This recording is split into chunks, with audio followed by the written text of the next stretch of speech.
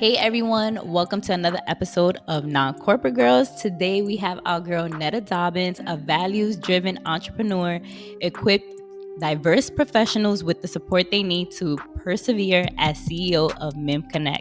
Her mission was born of personal experience, yet one that too many people of color have in common. After finding herself the only Black person at the table in various corporate settings, Netta decided to create an antidote to such workplace isolation. A natural community builder, she co-founded Mimconnect and grew it into the most engaged digital community and trusted resource hub for multicultural professionals. Mimconnect is an external support network and diversity consultancy that empowers those in marginalized communities to bring their whole selves to work and has been featured in Forbes, Adweek, The Tennessean, Pop Sugar, Afrotech, BT, and now Non-Corporate Girls. So thank you, Netta, for joining us. Of course. Thank y'all for having me. I'm super excited to chat with y'all. Yes, this has been a long time coming, to be honest. Yeah. Y'all are like OG Mimconnect people too, so I'm surprised we haven't done it yet. So. Yes, You're a we're gonna busy talk about girl. that. You're busy. Also true.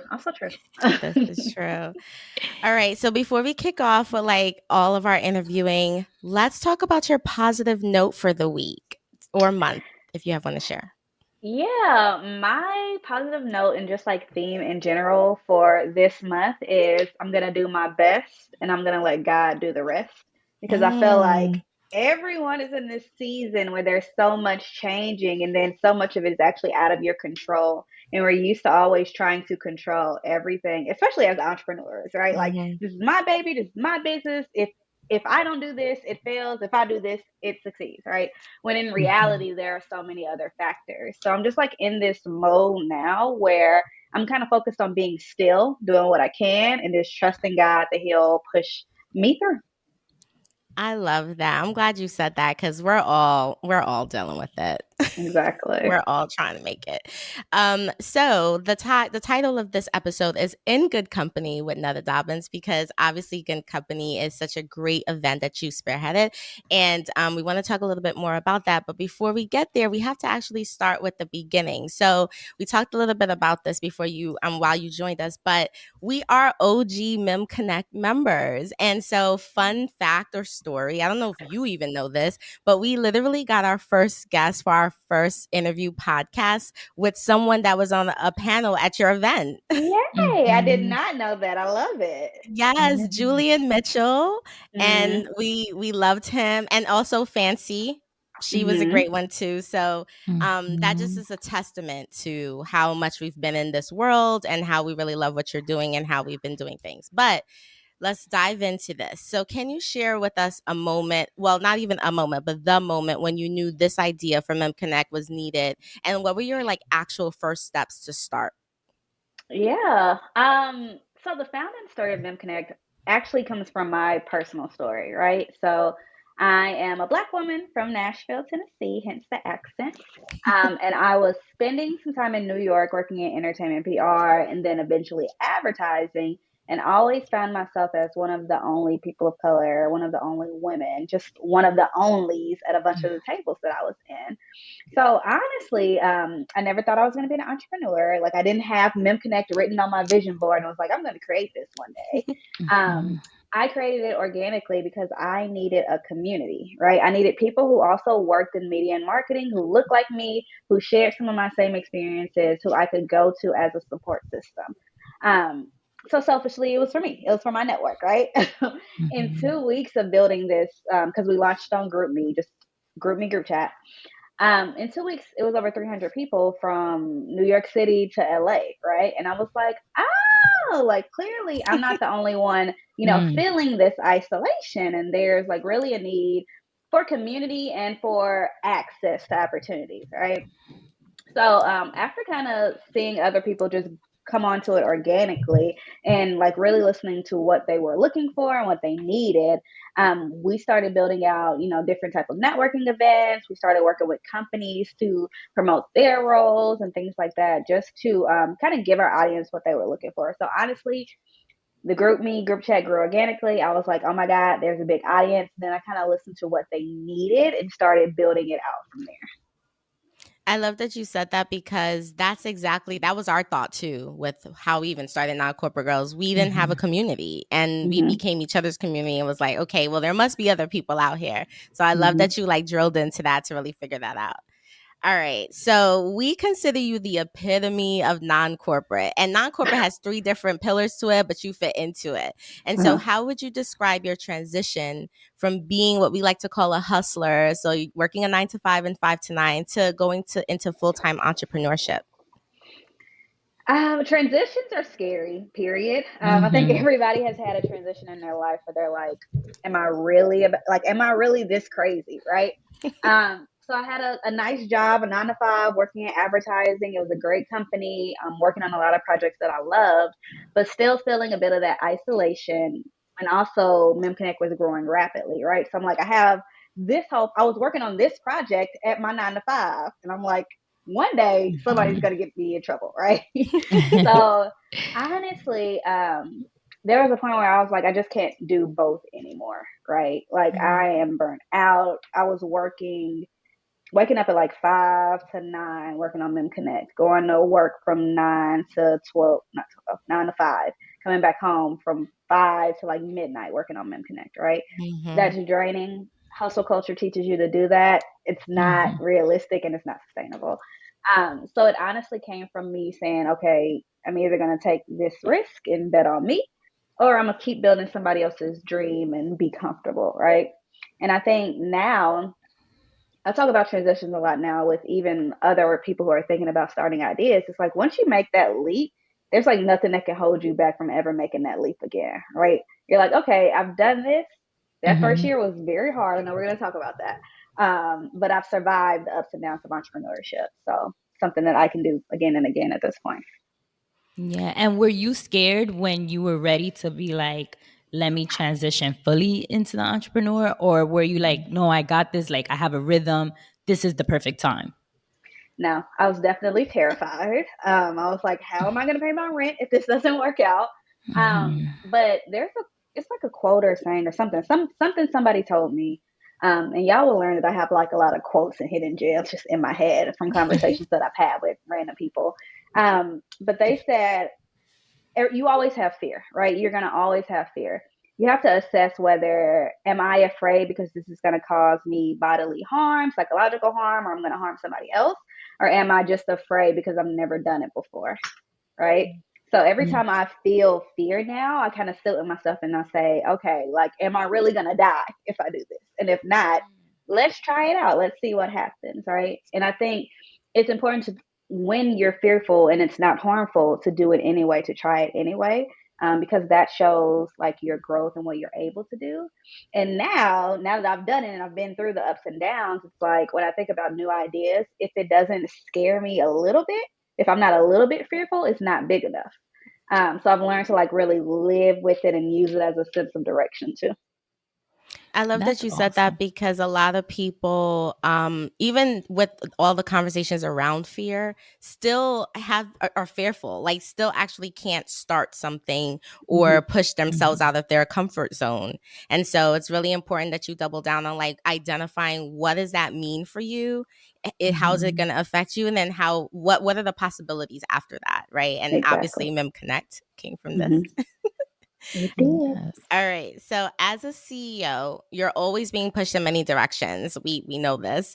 Or can you share more about like what your process looks like ahead of making really huge decisions? Yeah. So it differs, right? I feel like as an entrepreneur, and I have a super small team, it's a team of like 5 people. Um, you still have to be like everything every once in a while, right?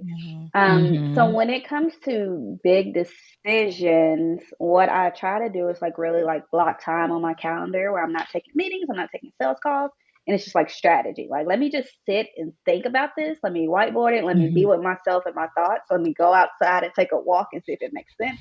Let me talk to my advisor, et cetera, et cetera. So I do a lot of like, one, internal reflection. Am I, as a leader, ready to take this next step with the company? 2, is my team, do I have the right team for this? Do I need to bring on more people? Do I have the funds to bring on more people, right? Three, Mhm. is this something my community really wants, my community or clients really want, or is it something that I just think they want, right? So Mm. there's a lot of like reflection. But honestly, the money is going to tell you what decisions you need to make. And if you don't Mm. have the money at the end of the day, it's not something that you can do right now. And that was a hard lesson for me to learn too, because I'm like, but it's such a great idea. And my CFO is like, but you don't have the money. And I'm like, yeah, we can find the money, right? So it's like that back and forth. But honestly, at the end of the day, now it's just like financial decisions for me. Like, does it make sense financially? Can I afford it right now? Is it going to bring in more money at the end of the day? Right. And because speaking of financial, a lot of the time being an entrepreneur and a small business, funding is like at the root of every decision, and it's what holds us back a lot of the times. When do you not let it get in the way? I mean, obviously money does is a driving force, but how do you kind of like finesse those situations to still try to make it happen? Yeah. So Mm. I'll give you an example of like what I did when I first started, when I had no money, and then what we're Mhm. doing now when we have some money. Mhm. Um, so when I first started and knew I needed money, um, this is kind of shady. But you kind of sell stuff as if you already have it, right? Right. There's a lot of like fake it till you make it in entrepreneurship that people Mhm. don't really talk about. But Mm-hmm. you are like, especially with your first clients or your first customers, you are faking it. You're like, yeah, we have this big thing. I don't know if it's really gonna work, but yeah, it's definitely gonna Right. work. You know what I'm saying? So it's a lot of like fake it till you make it. Then once you get that one client, I use that name for everybody else, right? So hey, Mm-hmm. we have Intuit on board. Don't you want to come on board and be with Intuit? Even though they were the only people we had on board, right? And that's just an Mhm. example. That's not like real. So that was like what I did in the beginning, and finesse, essentially. Mhm. Mhm. Now, I have a team, so I have to be way more responsible. I can't like just finesse my way to something, and I have to worry about operating costs, if I can pay them on time, et cetera, right? So what I do now is kind of like plan out. I work with my CFO and we plan out the year. And then we Yeah. go over it quarter by quarter, right? So we said Okay. at the end of the year, we're going to make $1 million, right? After quarter one, are we on track for that? If we're on track for that, is there something else that we can do to speed up this process, or is there anything else that we can do with this extra funds, right? So it's Mhm. kind of more operational in that sense now. Nice. That's awesome. And so, as a black and brown person, we know all too well the feeling of being the only ones in the room. As you said, like this is most of like the reasoning why we start what we start. Even though this reality has some upward movement over the past few years, there's still a lot of work to be done.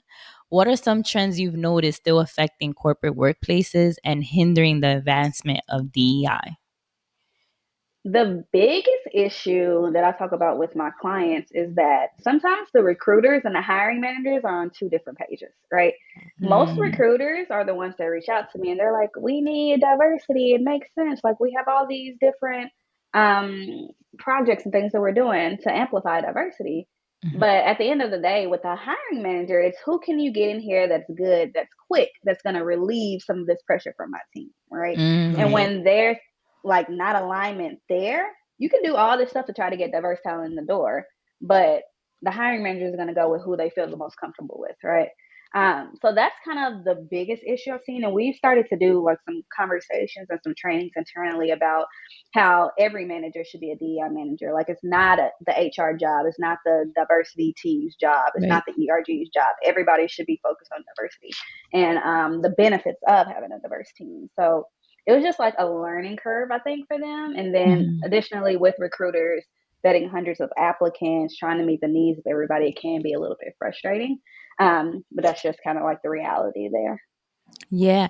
And do you see that you feel from hiring managers that there's support? Because I feel often there oftentimes is the issue of being able to have someone of color fill in the role, but they may not be as equipped. Do you think hiring managers are being more open to like help people get those skill sets just so that they can get their foot in the door?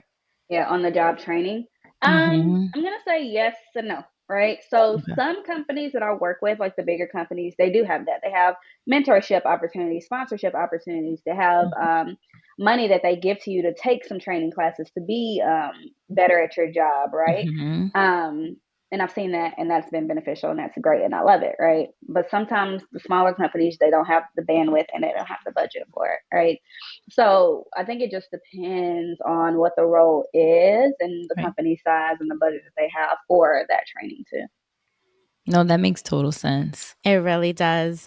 All right, so we're going to switch gears just a little bit. We talked about this in the beginning, and we're going to get more into it now. So you launched your inaugural event in Good Company last fall, and I'm hyped because obviously I was a panelist on one of your sessions. Yes. What has been some of the feedback or a success story that you've heard from the event? And really, what's your vision for the future state of where this could go?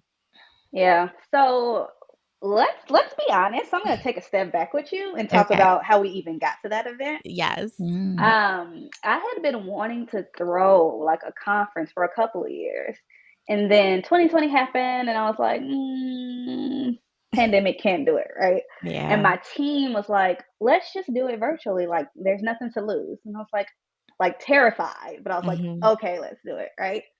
We had 3 months to put this together. Insane. In 3 months, we got 10 sponsors, and then we had an attendance of over 500 people, right? With that, I was like, okay, I'm terrified. Something's bound to go wrong. Nothing went wrong. And then our like score that people rated us on how effective and how great the event was like a 9.9. And I was like, the demand is there. The demand is definitely the demand is there. And I was like, okay, like this is super interesting. And I love the way that we did it because one, it was free to the public, which I loved. Once again, all about access to opportunity. And then it was digital. There wasn't nobody really had to spend money to attend, right? And if we're talking about like Black and brown people in general, that's the biggest barrier to why we can't get our foot in the door, or why we can't get some of the opportunities, right? So I just love the fact that it provided that access. So when I think about the future, I think it's going to always have a virtual component. We're actually going to host the next one in February, so Black History Month of next year, which I'm super excited about. And when I was thinking about how do we make it bigger, how do we make a bigger impact, I was thinking about different organizations that we could partner with to do it. So we're actually doing it next year in collaboration with the White House and their initiative on HBCUs. Wow. So yeah, I was like, what's going to create the most impact? And That's then amazing. It's going to be... That's incredible. Thank you. And Intuit and MailChimp are going to be like our premium sponsors for it. So a lot of demand already. And my goal is just to keep making it bigger, keep bringing on different companies who are actively looking for diverse talent, but also have the resources internally, right, to make sure that they're able to develop this talent and create an environment where they feel psychologically safe and equipped to do the work that they want to do. That's awesome. And so the sponsors that you think of working with, I know at this point, I'm sure they're reaching out to you now. What are their like requests in partnering with you? What is the expectation of what you can deliver for them? Yeah. So companies come to me because they want to target diverse talent to work at their company. So it's essentially, at the end of the day, In Good Company is like a recruiting event for companies, right? We do the conferences and the talks to give them an opportunity to get on stage, share more about the company, have our audience get an inside peek into like what they're doing, the personalities that they may be working with, and just that overall career advice. But what companies are coming for is to actively recruit. And that's what I like to stress as well. Like, you're going to meet a company, you're going to have informational interviews, you're going to get contact information. This is not something that you go to and you just kind of like sit there and look at the screen the whole day, because the companies want to hire you.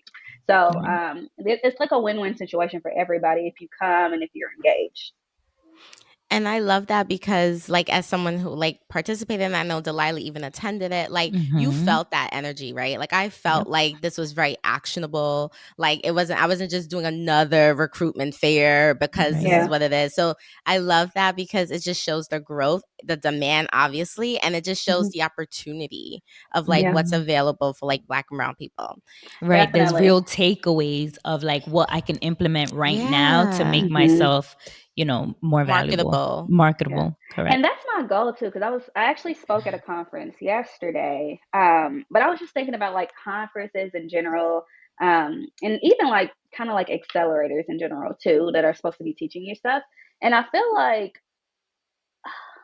somebody's gonna like haze me for this, but I feel like oftentimes conferences are the equivalent of having lunch with Jay-Z, right? Oh, It's like you speak you on can it. brag about it. I can take a picture and say I was there. I can take a picture with a speaker and say I talked to this person.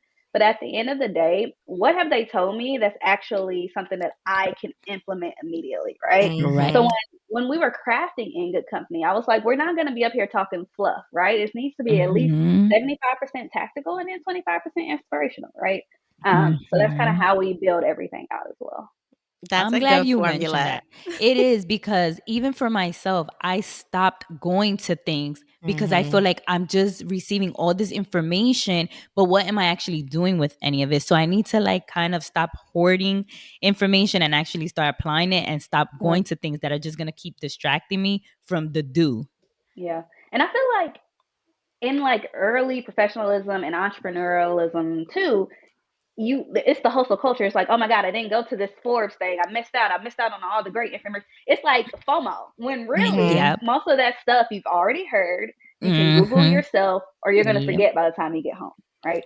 That is Right. So a fact. I think it's just important to like hone in on the conferences, the panels, the accelerators, or whatever that are going to give you the specific information that you need or where you have a gap, right? So I understand that I know nothing about finance. So I went out and found a CFO, right? I would go to a finance conference to learn how to do finance for entrepreneurialism, stuff like that too. So I think that's the way that I look at it now. Like, let me go to something that I know nothing about versus something that I know everything about already. Facts. It has to be the intentionality and you have to be Yeah. strategic. It just like networking too, you know. It's Mm-hmm. just it's what it all comes down to. All Yeah. right. So in that same lane, all right, who have you looked forward or toward rather as your personal blueprint when you thought about scaling Mimconnect? And did you ever think it would become what it is today? Yeah. No. So to answer that second part, no. So when I first started Mimconnect, I had like a vision board type of thing where I wrote down companies that like I admired and I wanted to be like, right? And one of those companies was like LinkedIn, this huge tech platform that connected people and gave job opportunities, which is Mhm. essentially kind of what Mimconnect is modeled off of today. We just don't have that tech platform feature, right? Mhm.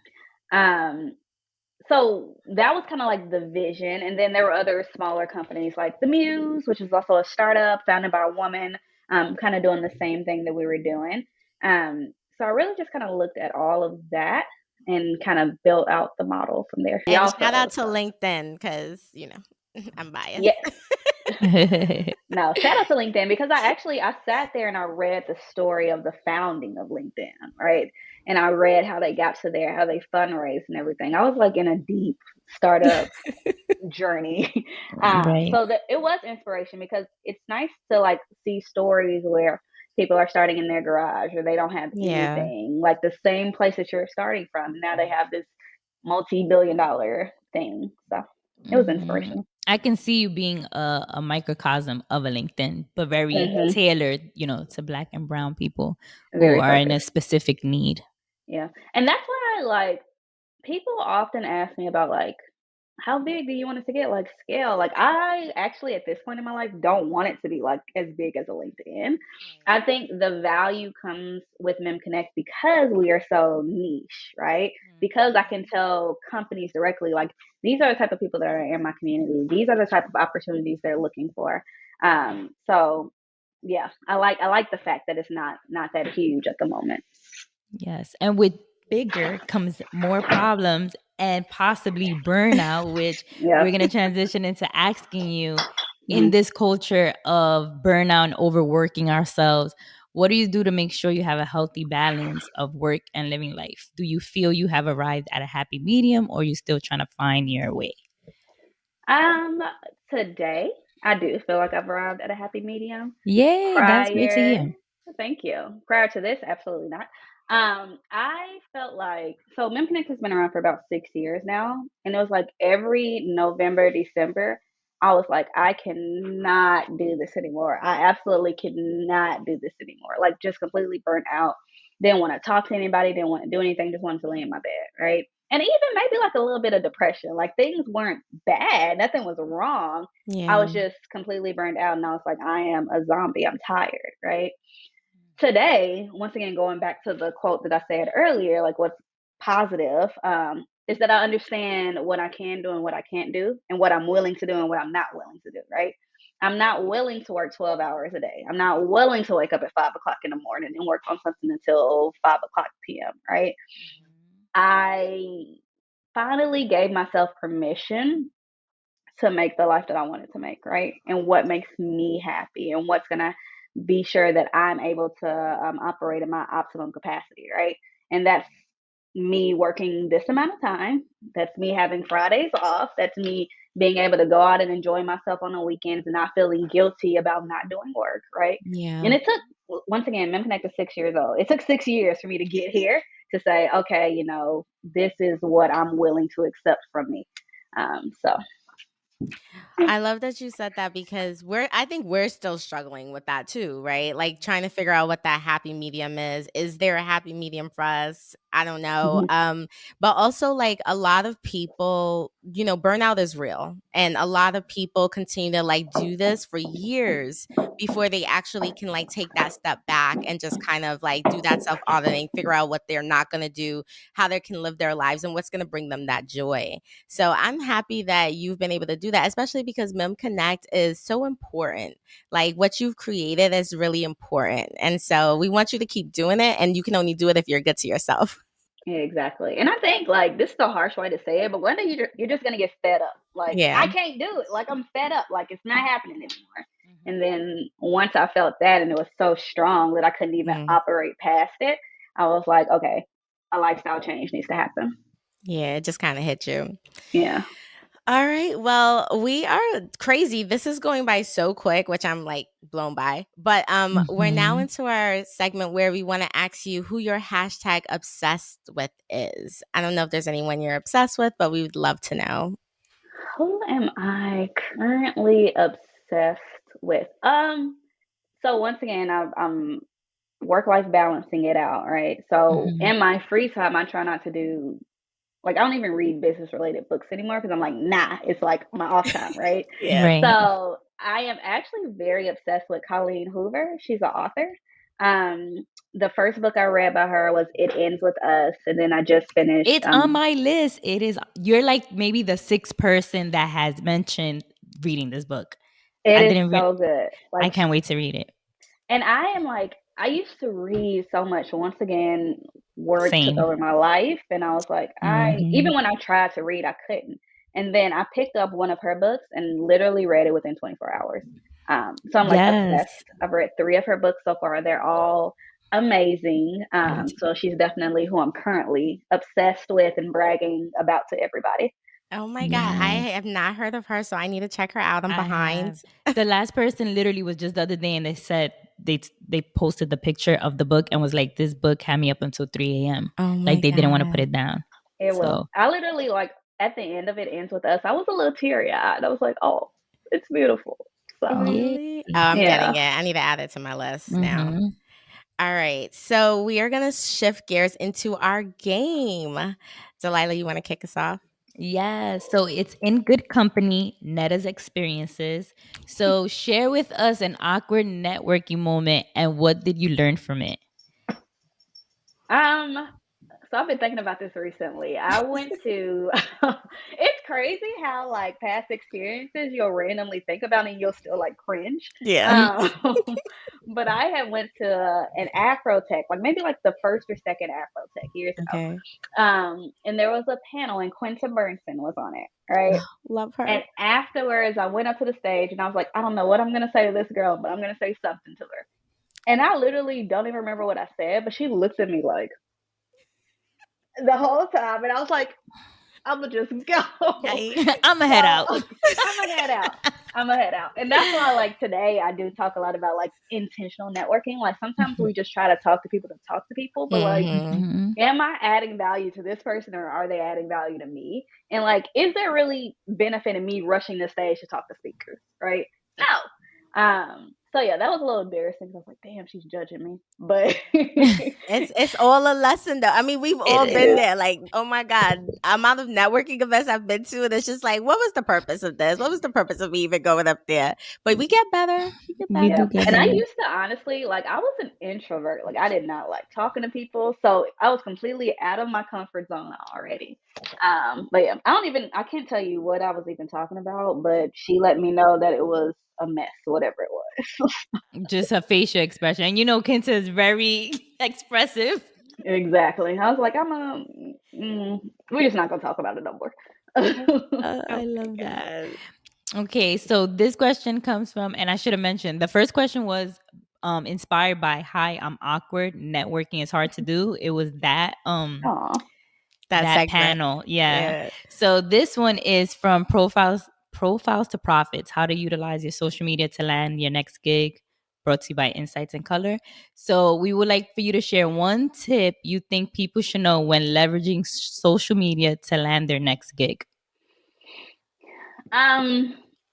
Be intentional about everything that you post. And it's okay to have a portfolio profile and a personal profile. I feel like sometimes people try to do both. So I have like this beautiful picture of all the artwork you've done, and then I have you throwing bottles up in the club, right? What are we doing, right? It's not the same thing. So I think one, be intentional. Two, feel free to create a separate account. And then three, share it. Like people have portfolios and they have it, they put it together, and then nobody sees it. Like it doesn't see the light of day, or it's like, oh, my employer didn't ask for that. Like I'm not gonna send it to them. Or why not add like the ECD at this advertising company, right? Why not add the people that you're looking to work with? So you use it to actually get your work out there too. The key word was intentionality there. Yeah, be intentional. I could take it. All right, next one. This is from buzzwords to action, making culture and allyship a reality within the workspace. The question is, name one company or organization you feel is making culture and allyship a reality in the workplace. Like who's talking the talk and walking the walk? Because there's a lot of performative-ish happening. There is. I would say we work with Intuit, and they are amazing to be such a big company. Like oftentimes you hear about big companies, they're like it's a mess internally, but I feel like they are all on the same page and they are talking the talk and walking the walk, right? We did a couple events with them last year about women's equal pay, and they talked to us a lot about like, they share what women are making internally. They have goals, they have bands and things like that. And everyone is kind of like preaching the same. Everybody that I've talked to within Intuit is preaching. They're all on one accord, which I like. Because sometimes you'll meet a company and they're like, oh, we don't know. I don't think that's the same thing, right? So I would say that they're definitely okay. Like I would aspire to work there if I didn't have my own thing. Like that's how good they are. All right, this next one is from the session Certified Job Lover, what recruiters are looking for. The question is, what is the number one tip you've shared with job seekers when looking for their next role? Number one tip, I think don't rely primarily on a job board, right? Don't rely primarily on submitting your application to hundreds of different roles, different openings, right? It's important to get to know the hiring managers and get to know the recruiters. And that's the way that you're actually going to get your foot in the door, because they can put a face with a name. And if you're just like blindly applying to things without intention, once again, intention is the word, you're just sending your resume into like a dark abyss and nobody's ever going to reach out to you. So build the relationships and be intentional about what you're looking for and intentional on making connections. I love that you said that, because literally that is how I got my job at LinkedIn. So there goes that. It is. It works. All right. So the last one is from the session, That's a No for Me, How to Advocate for Yourself at Work. And the question is, share a moment you had to advocate for yourself at work, and what was that feeling like for you?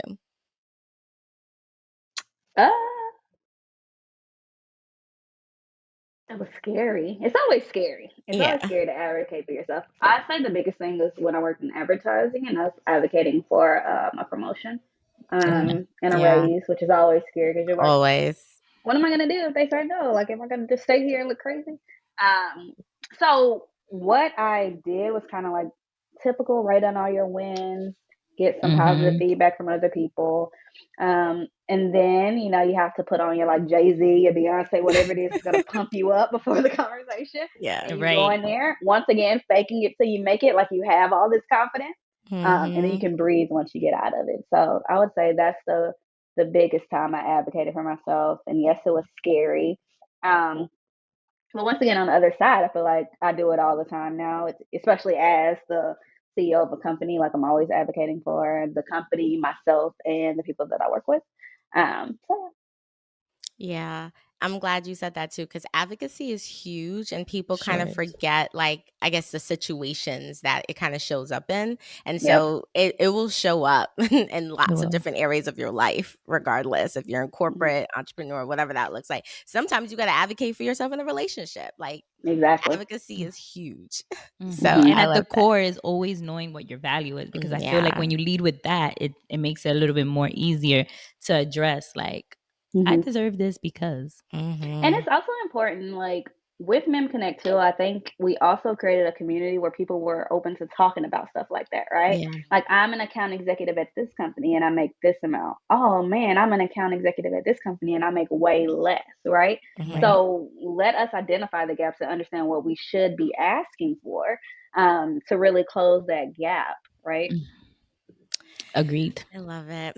I like fangirl Mimconnect. So, you know, I just love it.